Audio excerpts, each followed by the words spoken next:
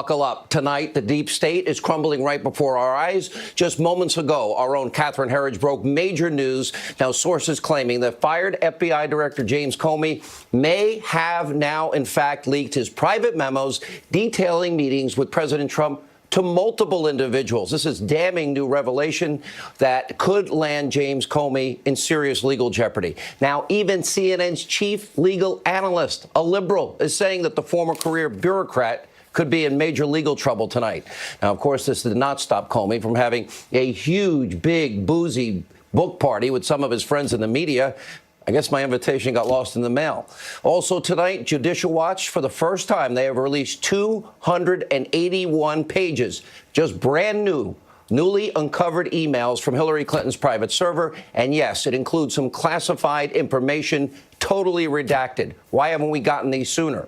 We will reveal the contents of those emails in just moments. Now, get ready. It's going to make your blood boil. Also, the president is getting some very public, enthusiastic praise from one of America's most iconic rappers, Kanye West. Now, we're going to bring you the latest from his glowing endorsement of the president. This story will blow you away. It's amazing. And CNN's Trump-hating fake news reporter and liberal activist Jim Acosta has completely gone off the rails. We've got the tape, and we are currently awaiting this hour, could happen any minute, from the Justice Department, new missing text messages from FBI lovebirds Peter Strzok and Lisa Page. We'll bring them to you as soon as we get them. But first, time for tonight's breaking news opening monologue.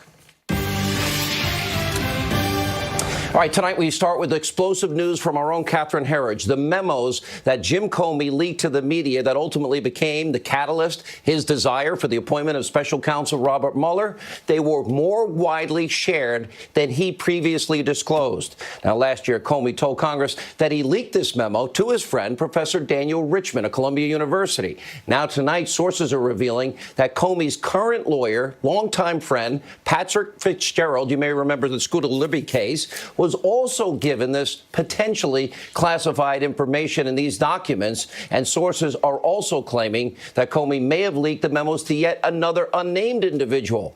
Now, just moments ago, here's how James Comey tried to explain all of these leaks that he never told us about before. I sent one memo, unclassified then, still unclassified, and it's recounted in my book, to my friend Dan Richman and asked him to get the substance of it, but not the memo, out to the media. Separately, I wrote a bunch of memos about my interactions with President Trump, and I was what was called an original classification authority at the FBI, meaning I had the training and the authority to make decisions about what should be classified, what shouldn't. Some of those memos I decided should be classified. 4 others, I wrote them and was highly confident they should not be classified. Those 4, I kept a copy at the FBI and a copy in my personal safe at home. After I was fired, I put together a legal team of 3 people, one of whom was Professor Dan Richman at Columbia University. After I had asked him to give this information to the media, I separately gave my legal team 4 memos, which were unclassified. The bottom line is, I see no credible claim by any serious person that that violated the law. Yeah, that's like Obama saying no serious person could think Russia could ever have any tampering in our elections. Now, contrary to what Comey just said, in just moments, we will have multiple credible individuals, including former U.S. Attorney Joe DeGeneva, shine some light on Comey's serious misdeeds. Now, CNN went on to press Comey on his potentially illegal leaking. Amazing. Watch this. You did leak memos. I mean, is it okay for somebody at the FBI to leak something, an internal document, even if it's not classified? Isn't that leaking? Well, there's a whole lot wrong with your question, Anderson. First, I didn't leak memos. I asked a friend to communicate the substance of one unclassified memo. Whether you... Can I finish for a second? Sure, okay. One unclassified memo to the media, and I was really important. I was a private citizen. I was not an FBI employee at that time. But it was an internal document. It was a document you had written while you were FBI director. That is a leak. I mean, if you tell somebody, don't give them the document, but tell them what's in the document, that's still a leak, no? Well, not to get tangled up in it, I think of a leak as an unauthorized disclosure of classified information. Really? That's it? Has Anderson been secretly watching this show? Now, remember, in June of last year, James Comey made no mention of this during his testimony before Congress. Take a look.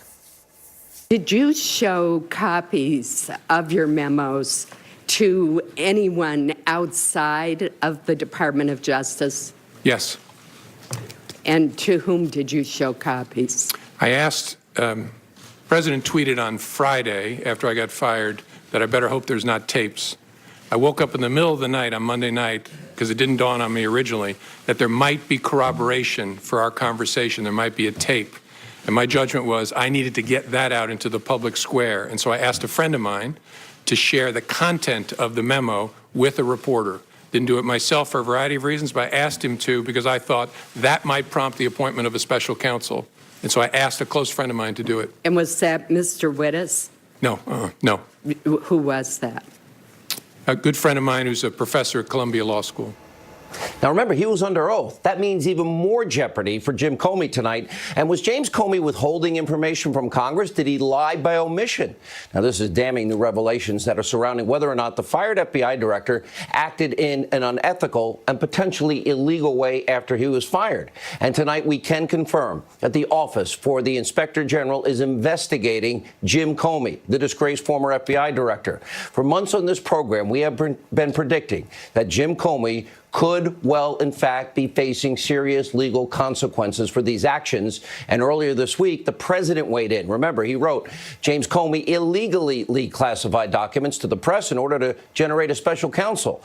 Therefore, the special counsel was established based on an illegal act. Really? Does everybody know what that means? Now, even CNN's top liberal legal analyst, a total lib, is weighing in. And even he acknowledges this is not looking good for Jim Comey. What is the president implying there? Well, what he's saying is that when James Comey took those memos that recounted his conversations with the president and gave them to Professor Dan Richmond at Columbia University, that was an illegal leak, especially since he considered, he knew that Richmond was going to give that to the press. But are notes about a conversation with the president taken by then a private citizen, are those classified?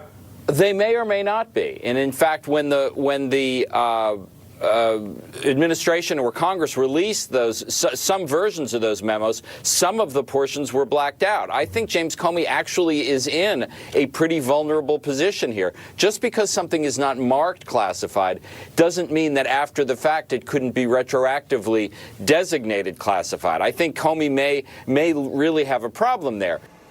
Yeah, he may have a problem. Now, this potential legal jeopardy is not stopping Comey from living it up. Now, cashing in on his newfound fame and fortune, the Trump-hating former FBI director threw himself a big party at what is called the Newseum in Washington, D.C., an appropriate venue given that many of Comey's honored guests hailed from the mainstream media. So let's hope Jim Comey made a good impression. After all, we do know this book tour and this media blitz is just one big tryout for Comey's future career, if he wants one, as a pundit on conspiracy TV, MSNBC, or fake news CNN. Now, one more breaking story to bring you. Fox News has learned that former New York City Mayor Rudy Giuliani has now taken over discussions with the special counsel, Robert Mueller, about a possible interview with the president. Now, Rudy Giuliani just put out a statement. It reads in part, the president has produced 1.2 million documents that is historically unprecedented.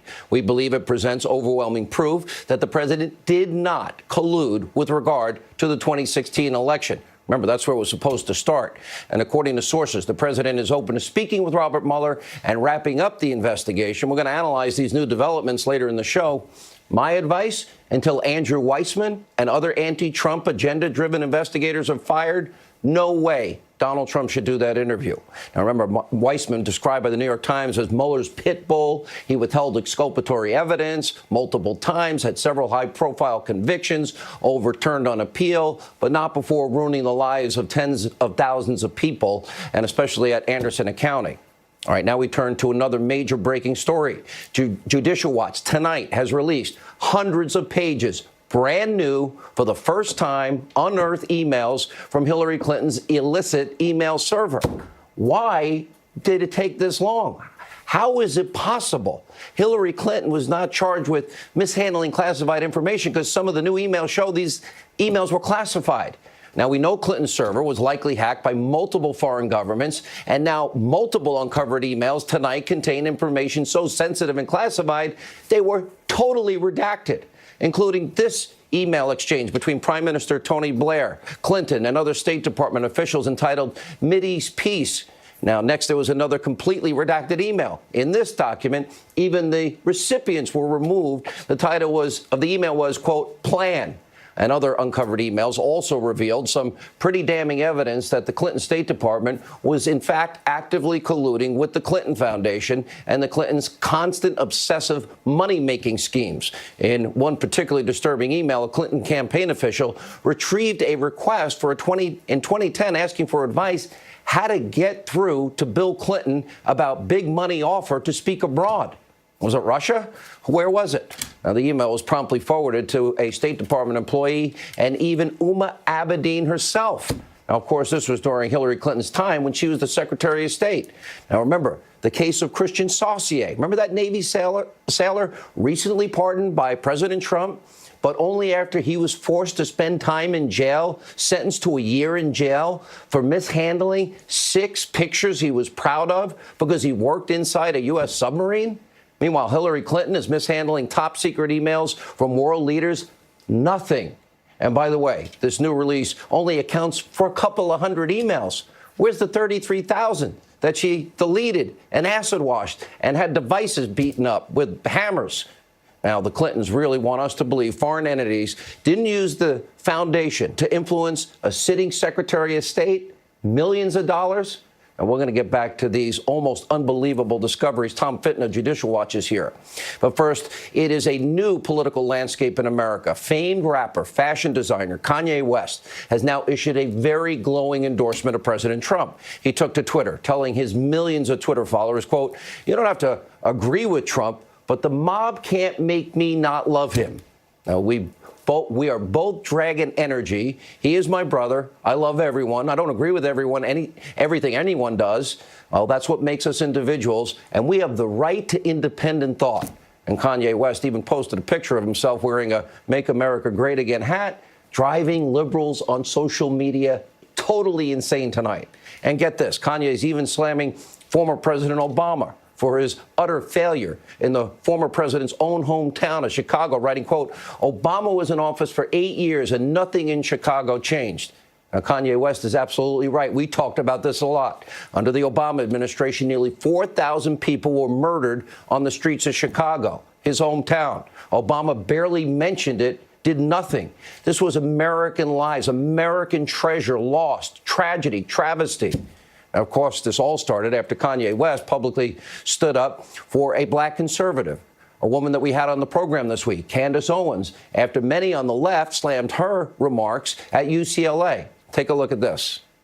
What is happening right now in the black community, you're going to hear it in this room first. There's an ideological civil war happening. Black people that are focused on their past and shouting about slavery, and black people that are focused on their futures. Victim mentality is not cool. I don't know why people like being oppressed. It's the weirdest thing I've ever heard. I love oppression. We're oppressed. 400 years of slavery, Jim Crow, which, by the way, none of you guys lived through. Your grandparents did, and it's embarrassing that you utilize their history. You utilize their history, and you come in here with more emotion than they ever had when they were living through it. More emotion than they ever had when they were living through it. It's embarrassing. You're not living through anything right now. You're overly privileged Americans. Amazing moment. Star is born. And while Kanye West takes a stand for freedom of thought and freedom of expression, we should all support this. Over at CNN, you have your professional Trump hater, so-called journalist, Jim Acosta. Well, he's doing the exact opposite and going completely off the rails, claiming that Americans could be inspired by Trump's rhetoric, calling out liberal media bias, and actually commit acts of violence against the president, against the press. Does he not remember Madonna's remarks about desiring and dreaming of blowing up the White House or the severed head or any of the other instances in the anthrax scare? Watch this.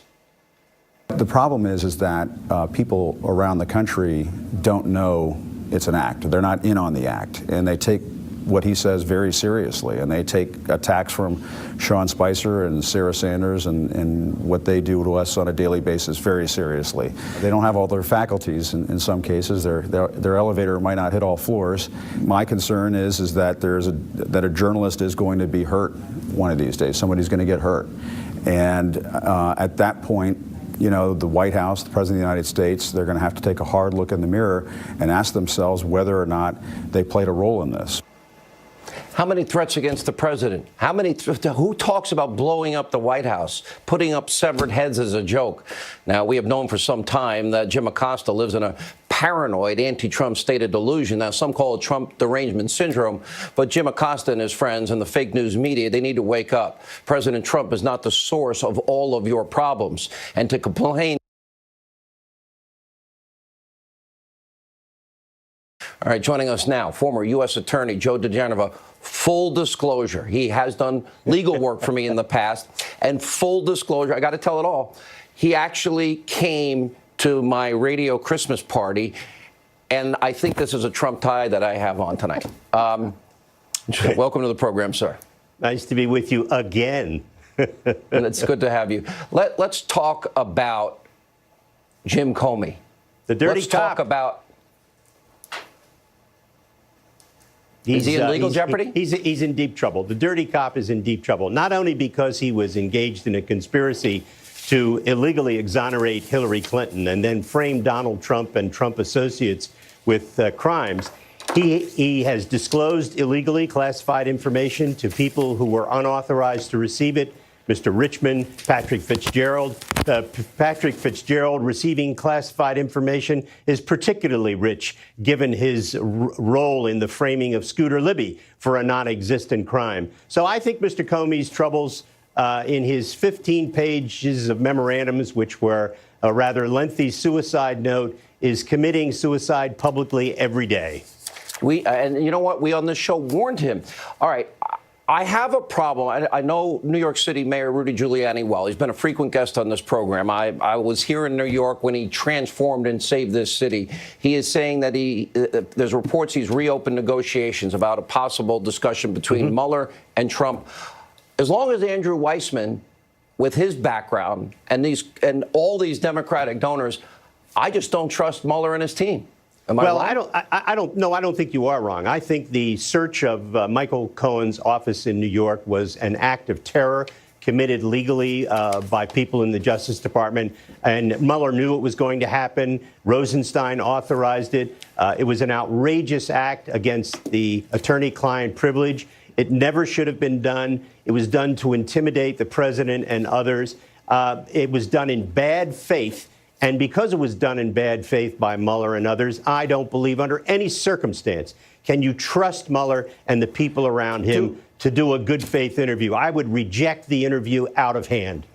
Do you think all these criminal referrals from Congress, from the Inspector General, now James Comey, how many people do you think are in legal jeopardy in all this?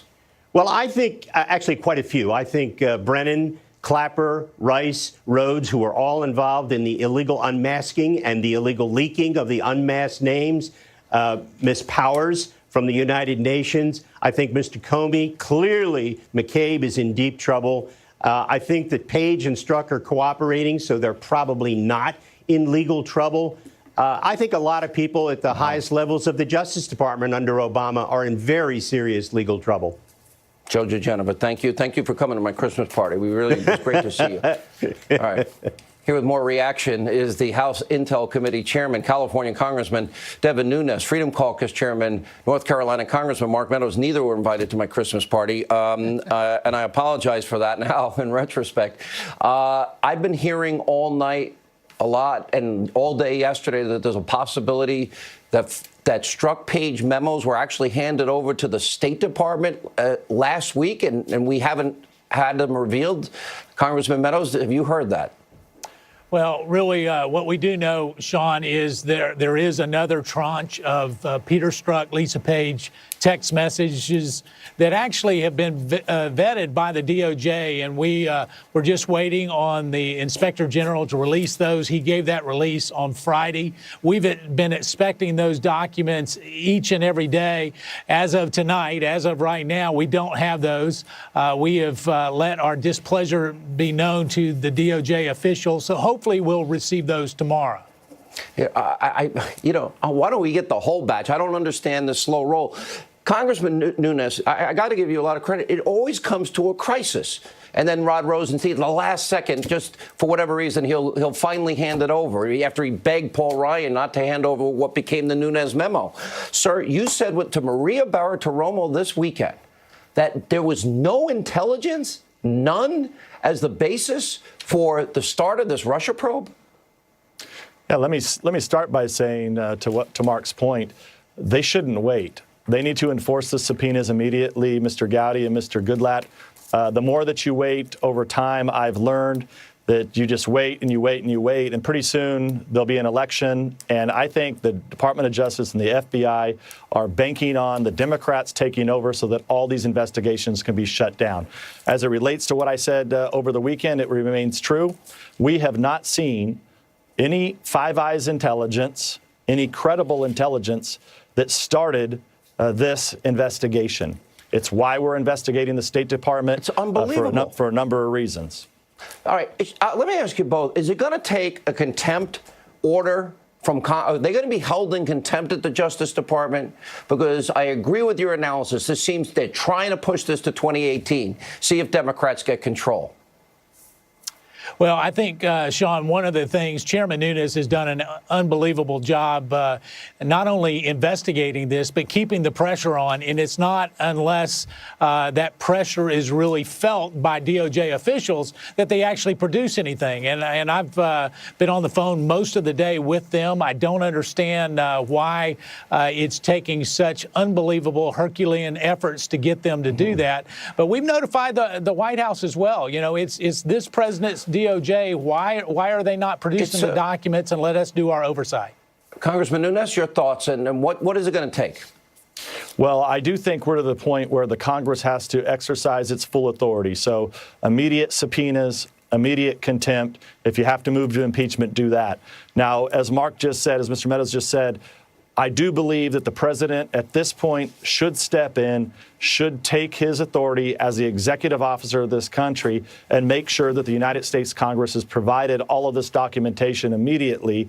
And that's only because just look at all of the examples that are out there that go back a year and a half now that we were stalled on. And just tonight, you broke news again.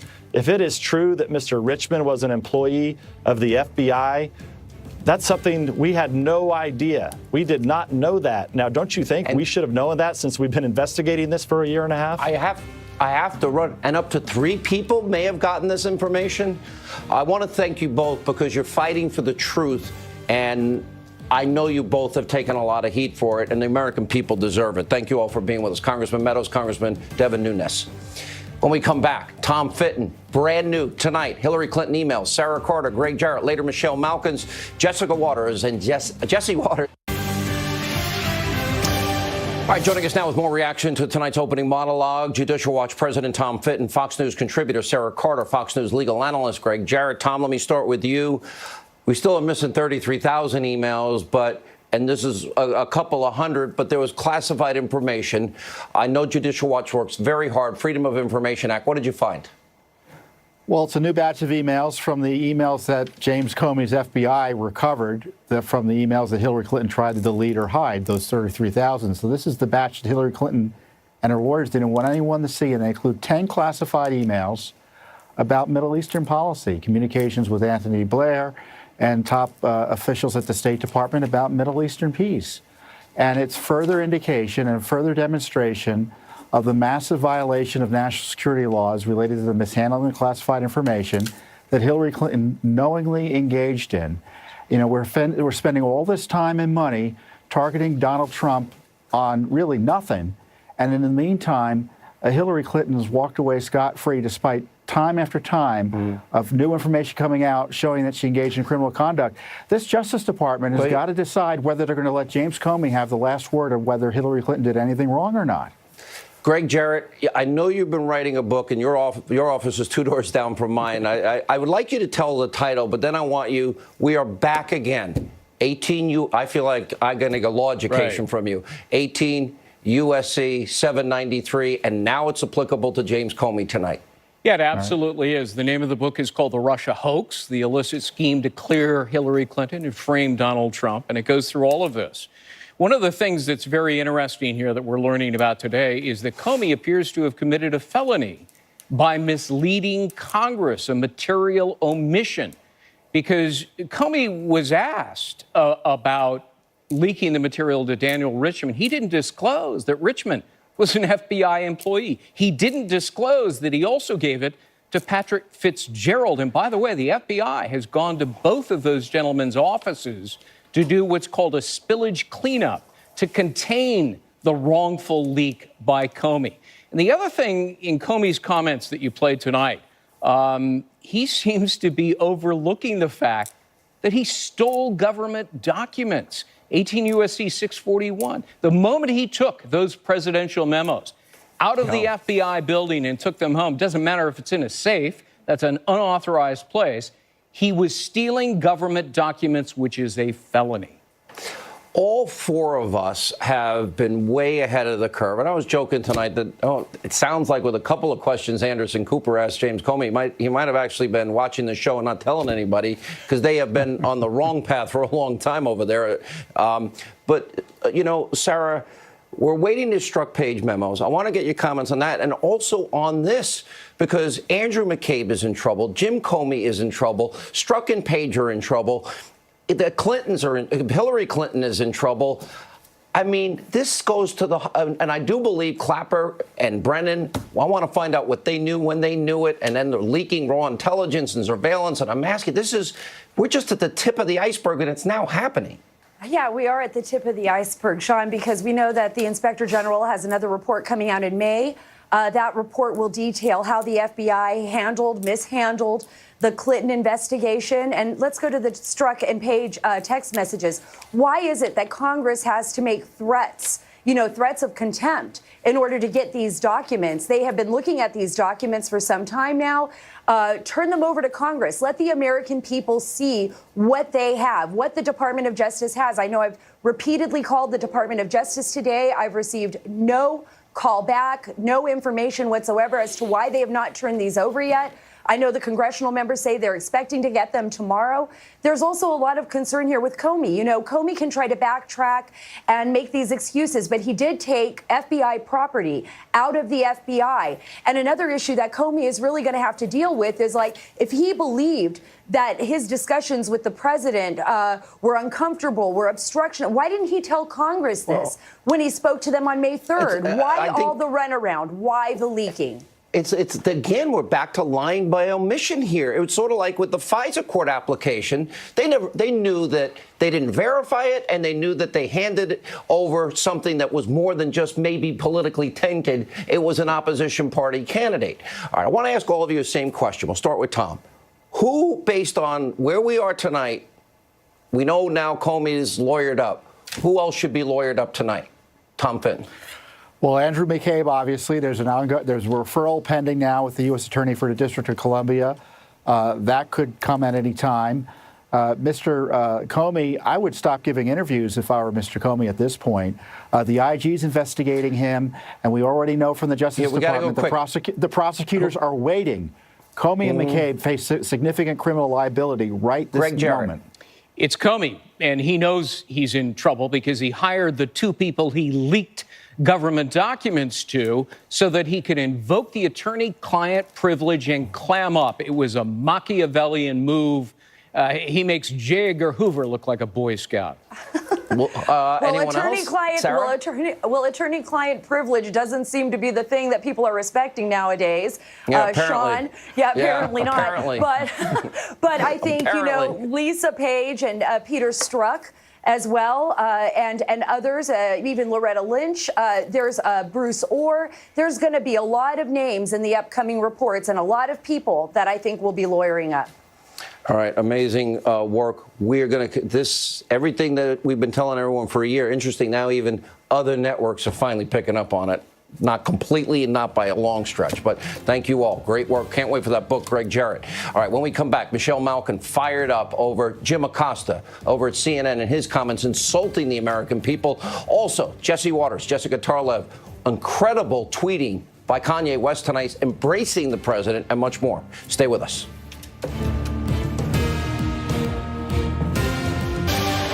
All right, so as we mentioned in our opening monologue, CNN's #1 Trump hater, so-called journalist Jim Acosta, is getting a lot of backlash for saying this about people who like and listen to the president.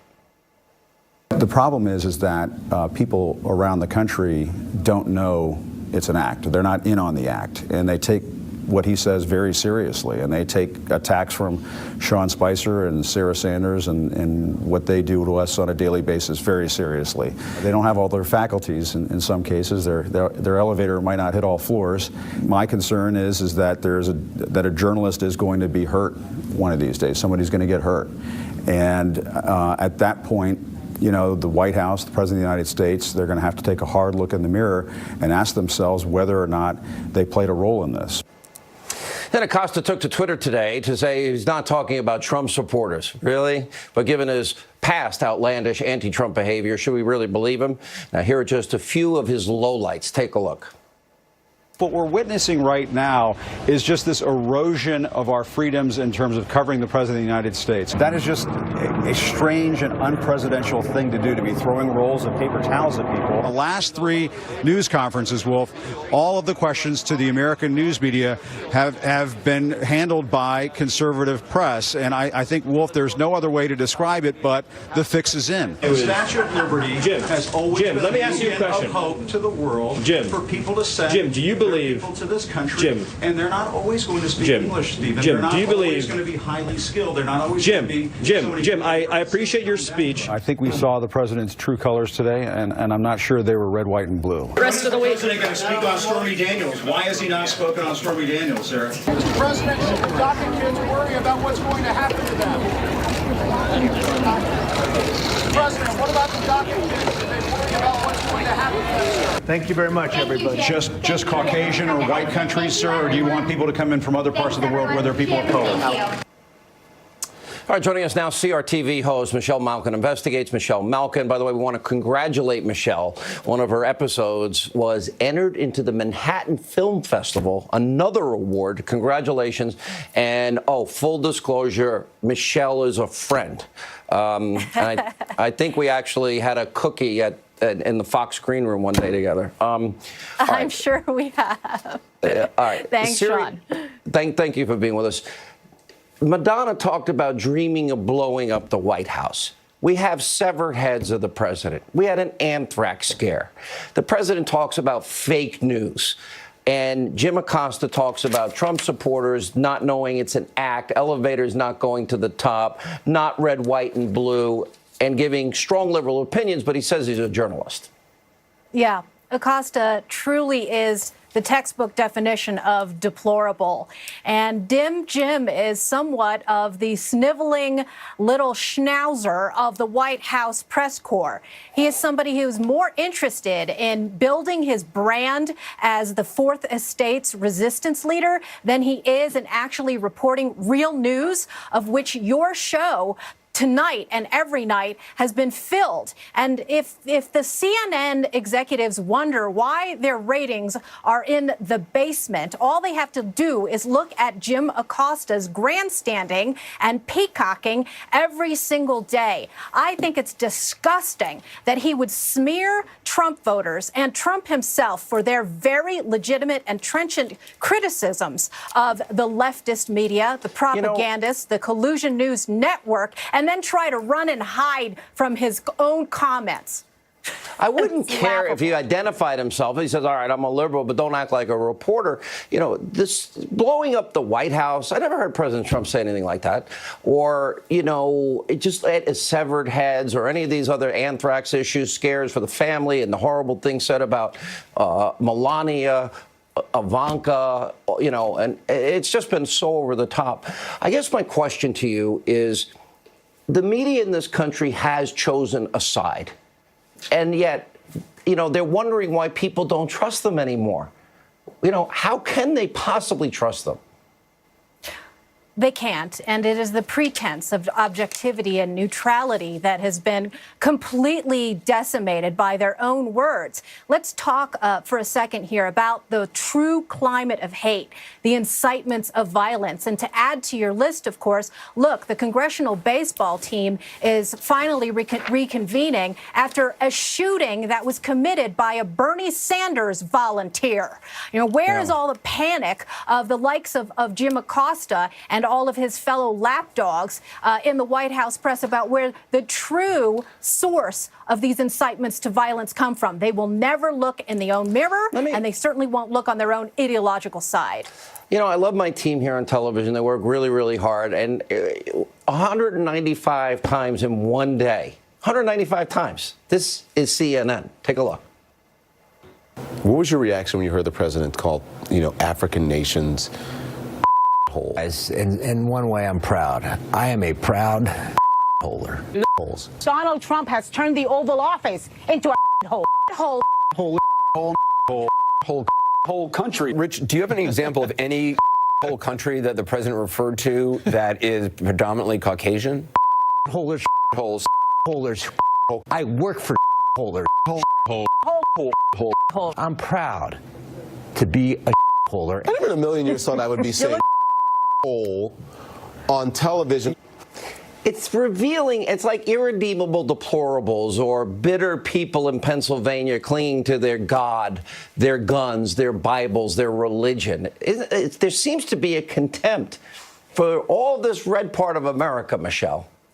Oh, no question about it. And I joked with you last week that I call CNN PNN. They literally are in the toilet. I have that montage too.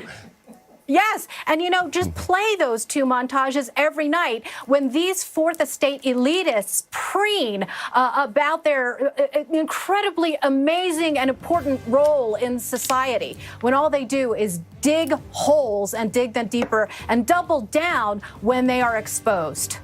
So proud of you. Congratulations. We really mean it as it relates to your another potential award. Best of luck. We love having you on. Thank you. When we come back, Jesse Waters, Jessica Tarlow, Kanye West, incredible Twitter tweet storm tonight, and his friendship with President Trump. Straight ahead. All right, so Kanye West, he's come out swinging this week, standing up for conservatives and President Trump. And today, Kanye even called out President Obama. He tweeted this: Obama was in office for 8 years and nothing in Chicago changed. Now, despite the left demonizing Kanye, Chance the Rapper came out in support of his message, writing, quote, "Black people don't have to be Democrats." All right, here with reaction, co-host of The Five and the host, Waters World. We live in it. And Fox News contributor Jessica Tarlow.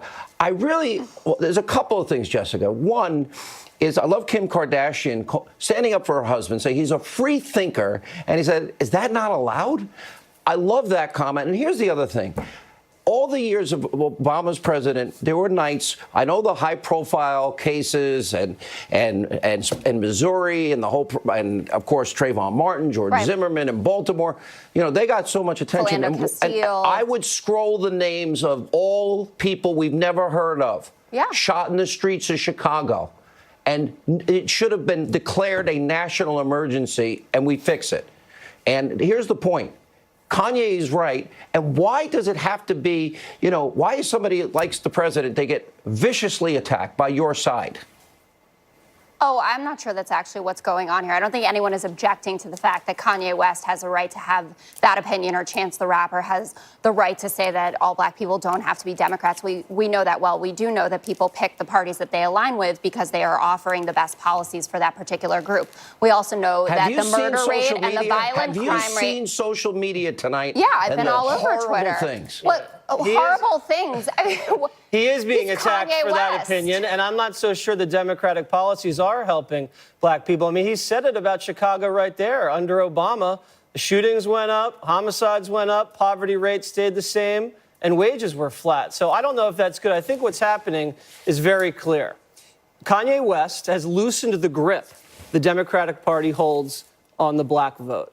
And they can't afford to lose even 2%. That's how close this election is. When you have a cultural influencer like Kanye West wear the MAGA hat and say he loves Trump and say he's one of his favorite people, I mean, that is a cultural tectonic shift, Jessica, that's happening. I think your feet are moving underneath the floor because this is such a huge deal. And Kanye said it the best when he said this: to be great is to be misunderstood. Now, Kanye has that problem. I have that problem. Sean has that problem. Donald Trump has the problem. I would argue you may have that that problem too sometimes. But I think what Kanye is trying to say, he's trying to deprogram people. Just because you're black doesn't mean you have to vote Democrat. Jesse and Kanye. Okay. Hey, Sean, what are you enlightening people? You, me, and Kanye are on the side of love, and Jessica's on the side of mob. Oh, I thought you were going to say on the ouch. side of hate. No, you know, I mean, Trump's hate thing. come on, you Listen, should if you respect individuality. Jessica a I chance. do respect individuality. I think this is completely fine, but I don't think that you can go out there and say that this is a tectonic shift. And my feet, by the way, are not shaking because of what happened right now with Kanye West. And it's very nice for Kim Kardashian to defend her husband. She also said that's not what she thinks. And then he also backtracked and said, oh, but I also love Hillary. I love everybody. And the only person I trust implicitly is myself, because it wouldn't be Kanye if it wasn't actually completely self-absorbed. And also, if we want to talk about go beyond Chicago, talk about what's going on with the national crime statistics. In major cities, you've seen the murder rate and the violent crime rate go down. That is a trend that has been going on Let's since stay the on Obama. topic. You know, that it's is funny. this topic. Hillary Clinton was wrong then, because she said the husbands make their wives vote for whoever they want. It's not true in the Kardashian-West household. Looks like Kim Kardashian's her own woman, and I respect her for that. I do as well, and that plaster thing Let me looks say one good. thing. It's always conservatives, though. It was me, Rush, and Mark Levin defending Bill Maher. And Bill, to his credit, defended Laura Ingraham. Nobody ever defends me or Jesse Waters, though. I defend you guys. I hang out with you every week. I didn't hear what you said. What? I said I defend you. I hang out with you every week. Are we hanging out right now? You're It getting feels close like to that. winning this week. Jesse, you better jump in.